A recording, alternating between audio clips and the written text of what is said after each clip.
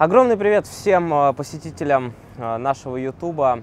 Вас в очередной раз рад приветствовать на рубрике «Подведем итог».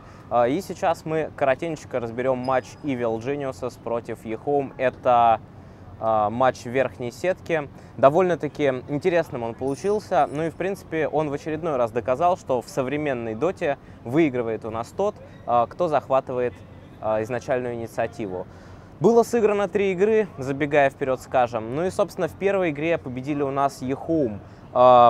Практически что-то выделить в мидгейме или в лейте здесь очень тяжело, так как игра закончилась буквально с 3 фрагами команды Evil Geniuses.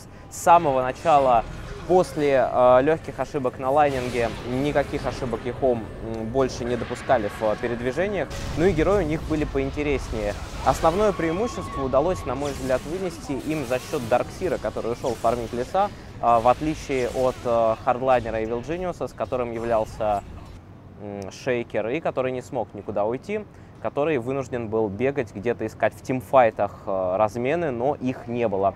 Также стоит выделить Сетевая, естественно.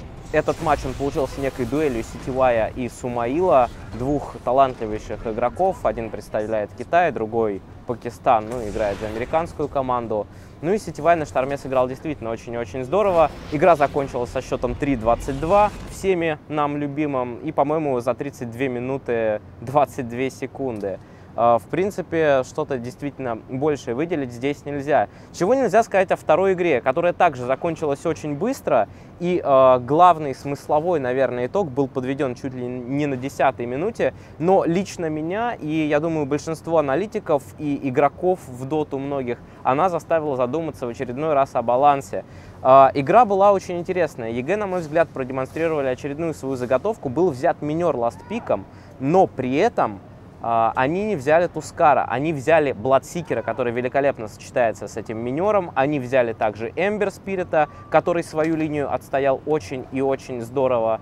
Ну и, собственно, буквально за первые 5-6 минут исход был предрешен. ЕГЭ захватили контроль на всей карте, Сикер бегал с бешеным мувспидом, минер минировал абсолютно все. Ну и, конечно, очень тяжело пришлось eHome во многом из-за того, что практически не было у них контроля. Сумаил делал все, что хотел, и, в общем-то, победа была довольно-таки легкой, хотя eHome играли до конца. Ну, еще я также бы выделил, конечно, начало игры, где Сумаил действительно здорово отстоял против Разора, несмотря на то, что просел сильно по крипам, использовал все возможности для убийства. Ну, естественно, Ауи, парень, который попросил убрать течесы из доты, на этом течесе сыграл просто великолепно.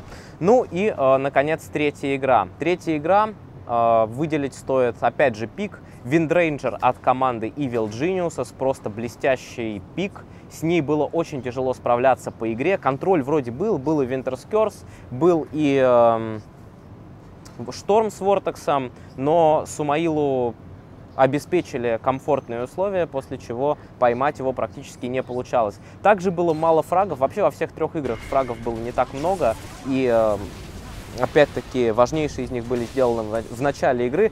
Потихонечку, отгрызая преимущество, убивая то Феникса, то Шторма, то какого-то Вич-доктора, захватывая полный контроль, купив блинк на Баунти Хантере на ВРке, ЕГЭ просто перефармили соперника, ну и, в общем-то, в итоге именно за счет денежного перевеса удалось им закончить. Такие 3 хорошие макроигры. В какой-то степени макроигра ЕГЭ была построена и на микроскилле Сумаила, но, опять же, стратегии были достаточно неплохие. Ну и eHome отправляются у нас в нижнюю сетку. Завтра будут играть, получается, они, или послезавтра будут играть с победителем пары Вичи Гейминг MVP.